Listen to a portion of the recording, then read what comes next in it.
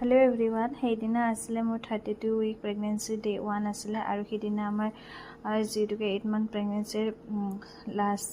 8 month pregnancy checkup আছিলে আৰু সেইদিনা ৰাতিপুৱা উঠিয়ে গোটেই ঘৰৰ কামখিনি কৰি লৈ মই ফাৰ্ষ্টতে পানীৰ সৈতে এনেকৈ এটা আপেল কাটি লৈ আপেল খালোঁ আৰু লগতে ৰাতি তিয়াই থোৱা কেইটামান কাজু আছিলে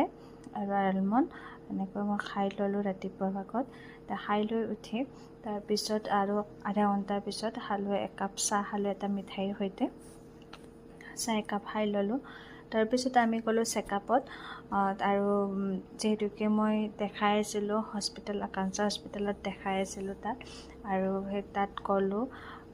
গৈ লৈ দেখালোঁ অলপ ৱেইট কৰিব লগা হ'ল ডক্টৰৰ সেয়ে অলপ টাইম ৱেইট কৰিলোঁ আমি দুজনেই কৰিলোঁ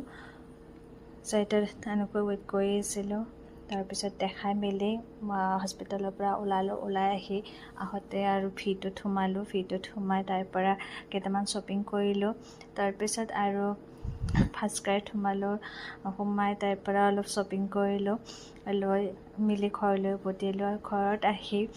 ভাত খালোঁ আৰু ভাতৰ লগত আছিলে মাছ আৰু